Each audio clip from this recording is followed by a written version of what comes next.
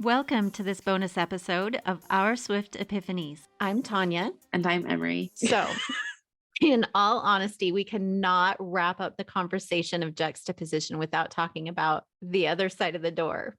Before we get deep into it, we have to let you in on the fact that The Other Side of the Door is an unskippable song in our household.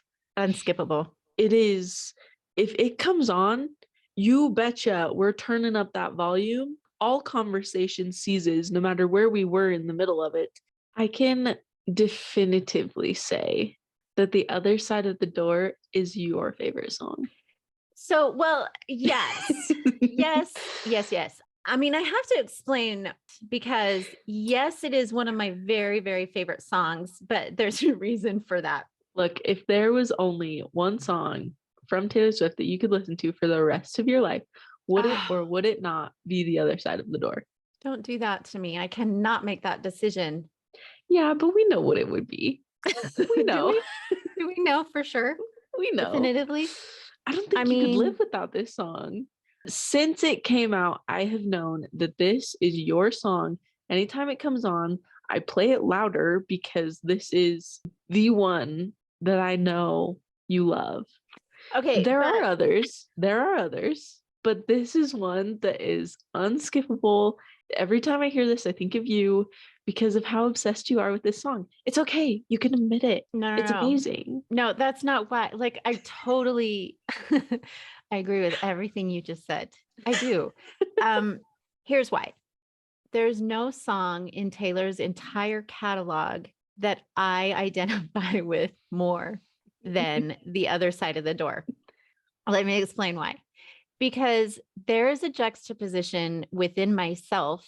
When I have a moment of contention, I might behave one way, but I want something else to happen. Like, what is happening and what should be happening are two very different things, and they're very contrasted. So the definition in the Merriam-Webster dictionary for juxtaposition is the act or an instance of placing two or more things side by side, often to compare or contrast, or to create an interesting effect. The whole reason to talk about this song in the realm of juxtaposition is because that's exactly what it is. It is a contradiction of what I want to have happen and how I'm behaving. I have become very self-aware that I live inside the song, The Other Side of the Door. That's where I live. I live on that side of the door. Because I will behave in a way that is contrary to what I want. No song has put a mirror up to me and my behavior more than The Other Side of the Door. So let me be clear, though. I identify with this song so deeply, but it's not because my husband's ever cheated on me. There's no other girl and there's no little black dress. There's none of that. However, there's contention because that's what life is, and relationships are not perfect. And, you have moments where you're unhappy with what people do, or someone hurts your feelings or whatever. There's going to be conflict. That's just how life is. And that's normal, and that's okay. And that's healthy. It's just how you respond to it. When The Other Side of the Door came out, I was baffled by how much it hit home, because I behave exactly that way when there's conflict in my world. I love this song, and I love that you love it, and I love the reasons you love it. But like, these lyrics are just so cleverly put together. The bridge is what I love, and I think what brings this song fully together, and this idea that this is a juxtaposition, where she says, "There's nothing you can say to make this right again. I mean it. I mean it. But what I mean is," I said leave, but all I want is you. And that just sums it up, doesn't it? Mm-hmm, mm-hmm. Did I really just look at me? I'm kind of taking a defensive mode right now because I understand so much. Aggressive stance. I'm getting aggressive and defensive because I'm like, I know this is me. I know it's me. I know. I have become much, much more self-aware of my behavior after conflict because of this song. I've been able to see that I don't communicate very well what I want and what I need and what I'm feeling. I will retreat and I will wish he was right there trying to fix things for me. Even though I'm pushing him away, even though I'm like shutting everything down, I don't want that. There's the Yeah. juxtaposition. I think I want that. I think I want to be left alone. I think I want to push you away. But what I really want is for you to be outside my window, throwing pebbles, screaming, I love you. So, yeah, there's a huge mirror every time this song plays. There's a huge mirror that's been put up to my face and my behavior and my personality with Dare this. I say that this song is an epiphany for you? This song is such an epiphany. It's such an epiphany. I understand everything about this song. I understand the sentiment. I understand the feeling behind it. I understand the behavior. I understand the response. And I understand the desire to have something completely different than what is happening. I love this song because of how real it is. I love the slight anger and stubbornness in her voice as she sings these lyrics of longing. She says, "Me and my stupid pride are sitting here alone." And later she says, "All I need is on the other side of the door with your face and your beautiful eyes and the conversation." And she wants him, and she knows that she wants him, but there's that stupid pride. Mm-hmm. And we all have it. Like, this is a relatable song to everyone. I feel like I relate to this song. And it's just this moment of just recognizing that you might be the one that needs to apologize first, and that's just something none of us wants to do. None of us wants to say we're sorry, but we want there to be a fix, a closure, a coming back. Yeah. So one of the things that really resonates with me in this song is that he has made a mistake. He has caused this contention to happen, but my behavior in my reaction to it is so similar to what she describes in here. I get so closed off and shut down that it is so hard for him to make his way back into my heart. Just like the song, most of the time I'm justified in my anger.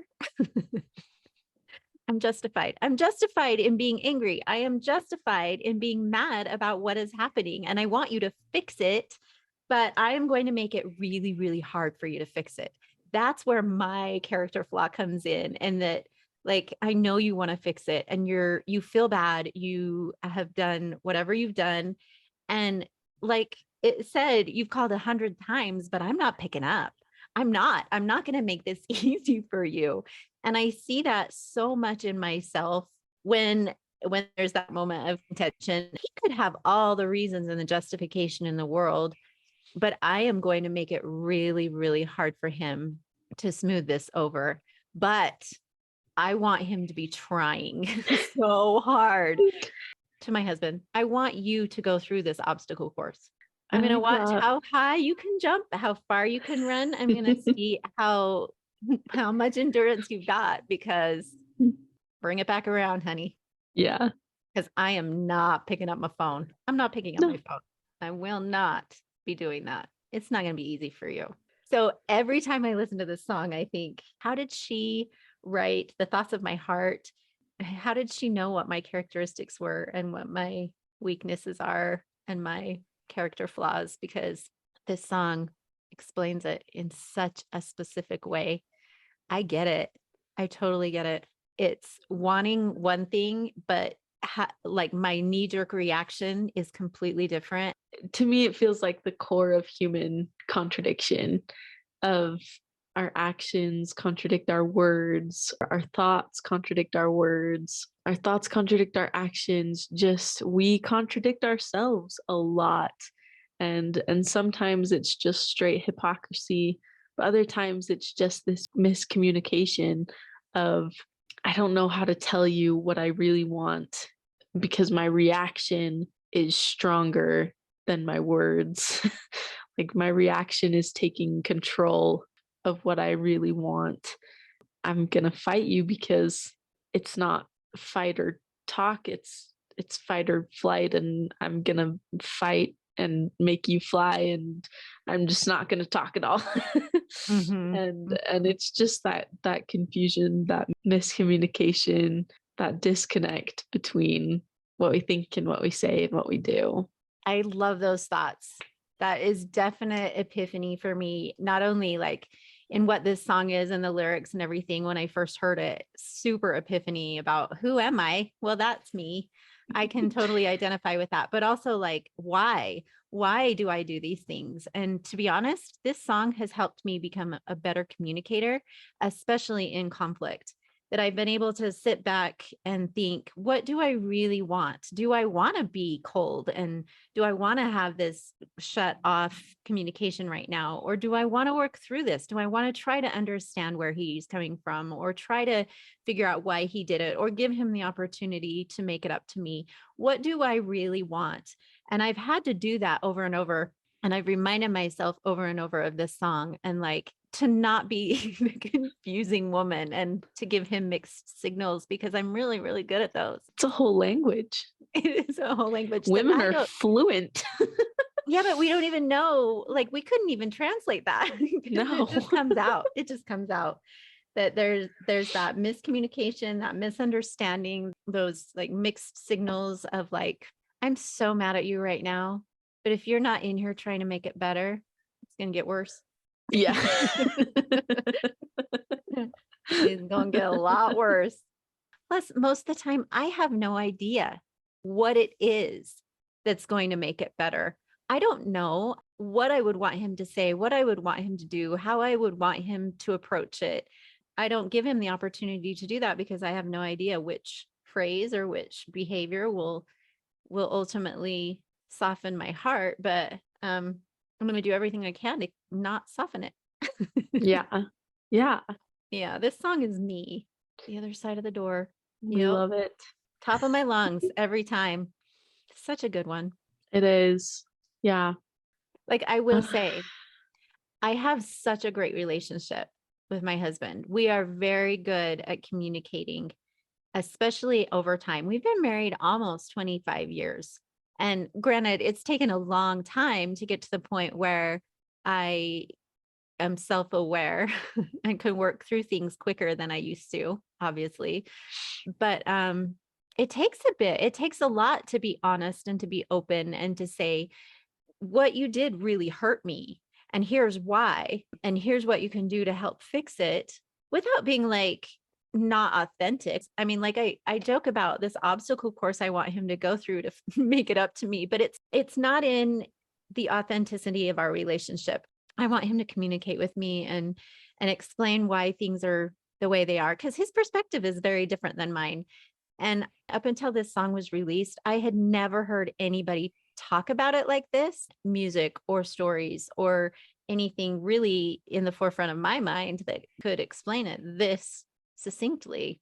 I really am grateful for this song because of the self-awareness, I'm able to communicate better. I'm able to step back and say, what can we do as a couple to fix this? Oh. And it's not just about him doing everything and me behaving super badly. This is where I see so much of this song in me, that he made the mistake. He caused this contention, but what I'm doing is going to be bigger and badder and worse. And it could cause more damage. I'm hurting myself more than I'm hurting him ultimately. And I think that is totally what this song talks about. Like, I'm just sitting here alone with my stupid pride and it's getting me nowhere. And so stepping back and saying, here's what I need right now in this moment. And then here's what I need from you in the future, and being open and honest and completely working through those things, and being respectful of each other, understanding of each other. It's just such a huge thing. It's so weird how this one song has helped my relationship with my husband, probably more than any other song by Taylor or anyone else. She has definitely helped build a solid relationship between my husband and I, just by putting up that mirror in front of me. I love being able to see some of her songs in action, I love knowing how real they are.